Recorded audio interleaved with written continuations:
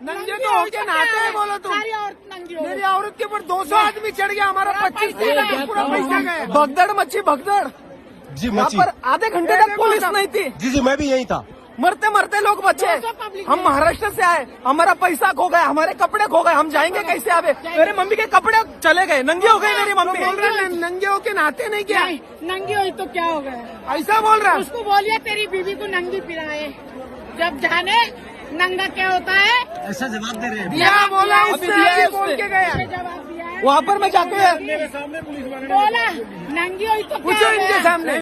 ये ताज़ा तस्वीर है प्रयागराज की। प्रयागराज में महाकुंभ में नहाने आए हुए लोग किस तरह की स्थिति में इस वक्त हैं, ये उसकी तस्वीर है। और आज तड़के, बल्कि कहिए कि आधी रात के बाद जिस तरह की घटना हुई और जिस तरह से लोगों की जानें गई और जिस तरह से पुलिस ने इस पूरे मामले पर पर्दा डालने की कोशिश की, हालांकि 16-17 घंटे बाद पुलिस की प्रेस कॉन्फ्रेंस में अब जो आंकड़े जारी किए गए हैं वो भी बहुत विश्वसनीय नहीं लगते हैं, क्योंकि पुलिस ने माना है कि 30 लोगों की मौत हुई है और इससे ज़्यादा कुछ लोग घायल हैं अभी, जिनका इलाज चल रहा है। काफ़ी लोग अपने घायलों को लेकर उनके संबंधी अपने जगहों पे चले गए हैं, लेकिन अभी भी काफ़ी लोग अस्पताल में वहाँ पे स्थानीय स्तर पर उनका इलाज चल रहा है। उनकी क्या स्थिति है, वो उनमें कितने लोग गंभीर हैं, ये अभी तक आंकड़ा नहीं बताया गया और पुलिस इन सवालों से बचने की कोशिश कर रही है। और इसीलिए एक शंका हो रही है कि सच को छुपाया जा रहा है। शायद इतनी बड़ी घटना ये प्रयागराज में हुई है कि इस घटना के बारे में न केवल वहाँ के जो लोग हैं वो जानना चाहते हैं, जिनके साथ घटना हुई है वो सच जानना चाहते हैं, बल्कि पूरा देश और पूरी दुनिया जानना चाहती है कि आखिर हुआ क्या और कैसे हुआ। लेकिन पुलिस के पास अपनी एक कहानी है, उसने अपनी कहानी बताई और उसके बाद मीडिया के सवालों का सामना नहीं किया, ये साफ नज़र आ रहा है। मैं कुछ कहूँ इससे बेहतर ये है कि मैं जो प्रेस कॉन्फ्रेंस पुलिस ने की है, जो डीआईजी हैं वैभव कृष्ण, उन्होंने जो प्रेस कॉन्फ्रेंस की है, उन्होंने किस तरह से जो सवाल थे लोगों के सामने उसका जवाब दिया है, अपनी ओर से जो बातें रखी है वो मैं आपके सामने रख रहा हूँ।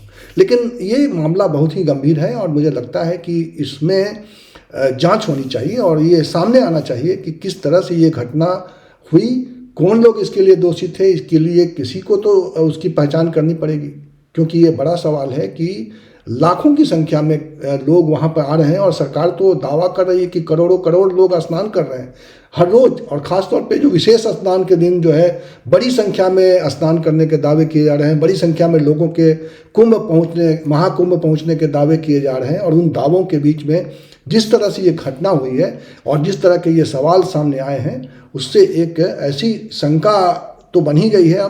अब आने वाले समय में जब ये महाकुंभ के दरमियान एक और विशेष स्नान 3 फरवरी को होना है, सरस्वती पूजा के दिन, देखना यह है कि लोगों में किस तरह का उत्साह, किस तरह का आत्मविश्वास अब बचा हुआ है, क्योंकि यही आत्मविश्वास और उत्साह जगाने और बचाए रखने के लिए ये ज़रूरी था कि लोगों के सामने सच सामने आए, लोगों के सामने लोगों को सच का पता चले।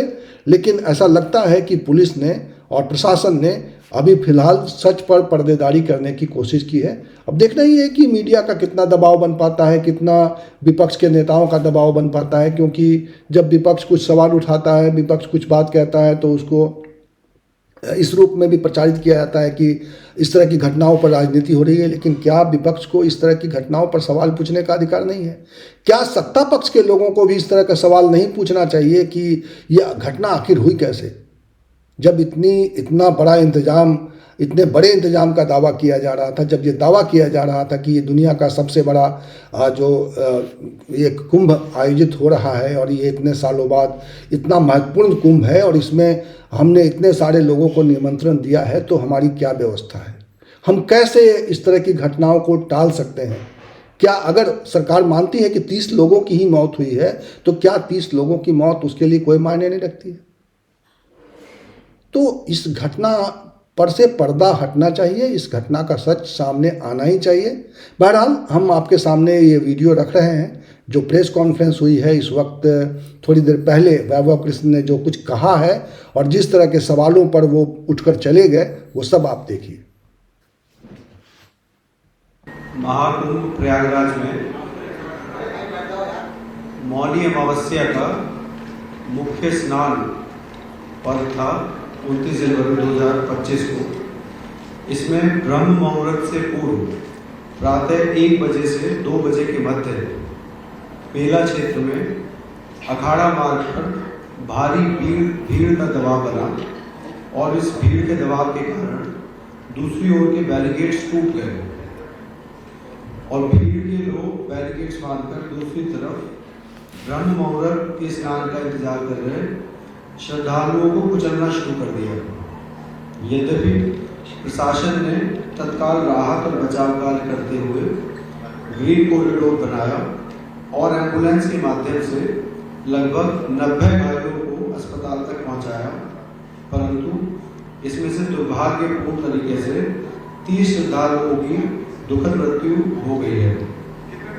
30 इनमें से 25 की पहचान हो चुकी है और शेष की शिनाख्त की जानी बाकी है। कुछ लोग बाहर के प्रदेशों के भी इनमें से हैं, जैसे कर्नाटक के 4 लोग हैं, असम से 1 है, गुजरात से 1 है। कुछ घायलों को परिवार के सदस्य को लेकर चले गए हैं तथा 36 घायलों का इलाज स्थानीय मेडिकल कॉलेज में चल रहा है।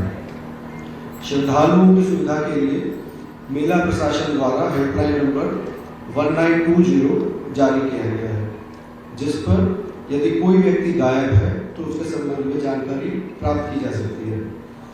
इस समय स्थिति सामान्य है। माननीय मुख्यमंत्री जी द्वारा सभी पूज्य महामंडलेश्वरों, संतों एवं अखाड़ों से वार्ता कर आग्रह किया गया है और सभी इस अमृत स्नान के भागीदार बने।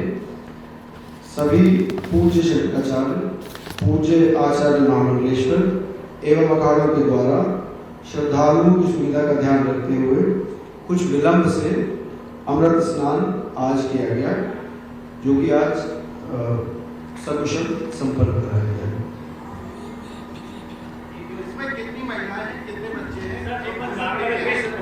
हम आपको डिटेल लिस्ट जो है आपको दे देंगे, प्रोवाइड कर देंगे।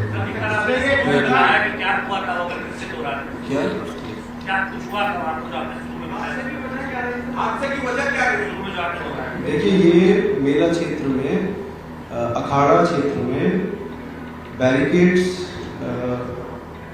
लगे हुए हैं और अन्य जगहों पे बैरिकेड्स लगे हुए हैं। तो घाट पे और अखाड़ों पे बैरिकेड्स हैं, उसी में बैरिकेड्स में कुछ बैरिकेड्स टूट गए और बैरिकेड्स टूटने की वजह से जो श्रद्धालु नीचे कई बार जमीन पे सो जाते हैं या वेट करते हैं ब्रह्म मुहूर्त का, वो उनके ऊपर दूसरे श्रद्धालु अफरा तफरी में चढ़ गए, जिससे वो जो नीचे जो सोए हुए श्रद्धालु थे वो नीचे आ गए, वो कुचले गए जो श्रद्धालु तेजी से चले उनके ऊपर उनके द्वारा। तो ये बेसिकली एक ऐसी स्थिति उत्पन्न हुई जो कि जो श्रद्धालु ब्रह्म मुहूर्त का वेट कर रहे थे और जो श्रद्धालु तुरंत वहाँ पे आए थे, तो उनके बीच में कहीं ना कहीं थोड़ा सा एक वो रहा कि वो देख नहीं पाए कि नीचे कौन है और उसकी वजह से दुखद हादसा हुआ।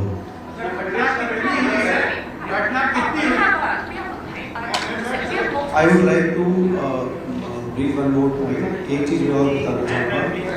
आज 29 तारीख को 29 जनवरी को शासन ने सख्त निर्देश दिए थे कि कोई भी वीआईपी प्रोटोकॉल नहीं होगा। आज मेला पुलिस ने, मेला प्रशासन ने कोई भी वीआईपी प्रोटोकॉल एंटरटेन नहीं किया। जो भी मुख्य स्नान पर्व हैं आगामी, जैसे बसंत पंचमी का भी एक पर्व है जिसमें बहुत ज़्यादा भीड़ होती है, उस पर भी कोई वीआईपी प्रोटोकॉल हम लोगों के द्वारा एंटरटेन नहीं किया जाएगा। ये ब्रीफिंग आपको हम लोगों ने देखा, चूंकि कितनी घटनाएं मैं पुलिस प्रशासन, मेला प्रशासन की ओर जिन परिवारों ने अपना एक किसी भी से खोया है उनके प्रति हम बहुत संवेदना व्यक्त करते हैं और जिनकी मृत्यु भी श्रद्धांजलि व्यक्त करते हैं। अभी हमारी प्रायोरिटी है कि जो भीड़ अभी भी स्नान कर रही है उसको तत्काल अपने गंतव्य तक सुरक्षित भेजिए। जो भी मामले पूजने से तो श्रद्धालु तीर्थयात्री आए हुए उनको हम करें। मैं आपसे निवेदन करता हूँ सभी मीडिया साथियों से हमारा सहयोग करिए। अभी मुझे डीआईजी महोदय को और पूरी टीम को सुरक्षित सबको गंतव्य भेजने के लिए पूरी तत्परता से फील्ड में लेकर काम करना पड़ेगा। बहुत बहुत आभार, बहुत बहुत